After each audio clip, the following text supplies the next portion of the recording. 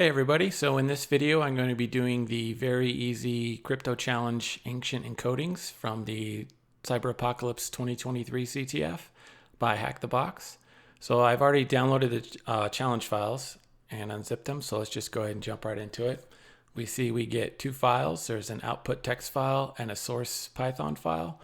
If we analyze the source Python file, what we see in the main function is that we are encoding a flag. The flag obviously is our goal, what we're trying to get for this challenge.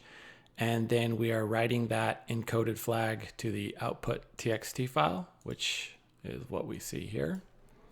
If we look at the encode function, we see that it's taking in a message. That flag is a byte string, so it's taking in the byte string. It is converting it to base 64, or encoding it in base 64. Then it is converting that from bytes to a long, and then it's converting that to a hexadecimal number. So the way you want to attack challenges like these is essentially we just want to do everything in reverse order, right? We did these steps to end up going from the flag to this, so we just want to do it in reverse order to go back from this back to the flag. So if we we'll just put, I'm just going to do this in the Python terminal. If we put in the hex string, well, hex, that's what this OX here symbolizes. If you're not familiar with that, is that this number is a hexadecimal number. So we don't actually need to convert from hex to like a normal number, because we see that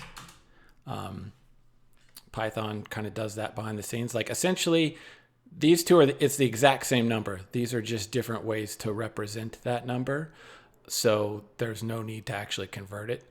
Now, if we'd have taken this in as a string, like if we wanted to write a program to read the file, then we would have gotten, this would have come in as a string. And then what we would have needed to do is convert from the string that's in hex to an integer. And the way you would do that in Python is you would say, you'd use the int function, and then you'd tell it what base the string is in, and then it would convert that to a number. So for example, if we had, just to see the difference why base matters, like if we had 111 and it was in base 2, that is the number 7. 111 in base 10, which is the base we're used to, is obviously 111. 111 in base 16 is 273. So these are all, they look the same, but depending on what the base is, changes what the actual number is. These are just ways to represent that number. So once you have it as this number, what you can do then is use this same function. Well, not the same function, but they're using this crypto util number package, which is in the PyCryptodome package. If you're not familiar with that, it's definitely something you want to install, as a lot of cryptography Python stuff is going to make use of a lot of the different functions in this package.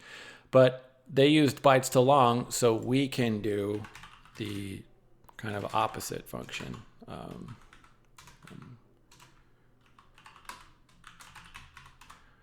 We will use the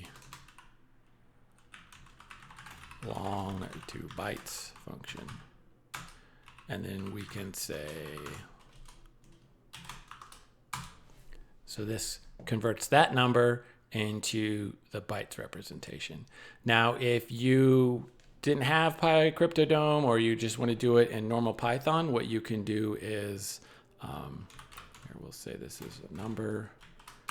We can use the 2bytes method and convert that into a byte manual. So we need to know how many bytes we're going to need. So we need to know how big this number is. So if we look at how many bits this number is. So if we put this number into binary, right, that's all this bin function does, is convert an integer into binary string representation. So we see all of the ones and zeros. Each of those is a bit. So if we looked to see how long that number is, we'll see it's 639 bits. So we have to take off, because the 0b is the same as the 0x. That 0x was distinguishing that the number is in hexadecimal. This 0b is telling us that this following number is in binary. So it's 639 bits. There is 8 bits in a byte. So we could say it's 79 and some change bytes. So in order to convert that to bytes, we need at least 80 bytes. So we could use the excuse me, the toBytes function.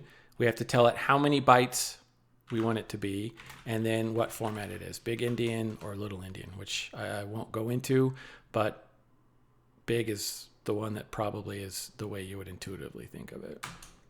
And we get the same thing here. And if we don't give it enough bytes, I think it will just throw an error, because it's too big to convert. It's like we didn't give it enough bytes. If we give it too many bytes, it's just going to stick a bunch of zeros in the front, bunch of 0 bytes. Actually, I lied. I'll go ahead and do, because I think this will, if you're not familiar with big and little Indian, if we do it in little Indian format,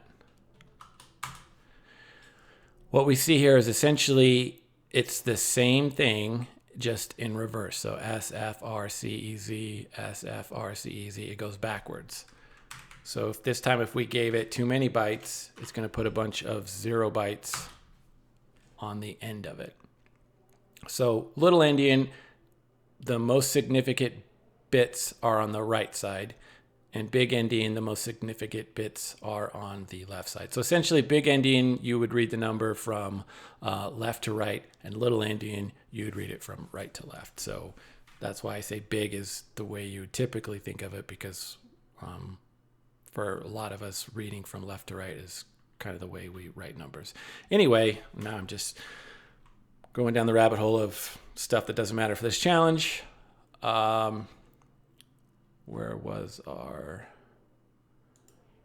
that was this here. So we want to now convert this from base 64 back into the bytes it represents. So you can see here they used base 64 encode. So you guessed it, we are going to use base 64 decode. So we will import B64 decode.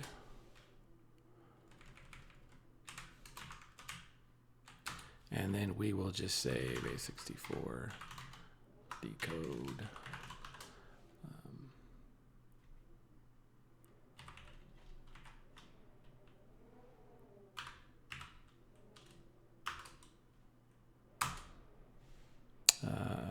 It's B64 decode. Duh. And there we go. There is the flag. So essentially, you just do it all in reverse. So hopefully that kind of made sense, and you got something out of this video. So if you did, and you're still here listening to me ramble, if you wanted to like or subscribe or do any of those things, that make me feel good about myself. So yeah, thanks for watching, and take care.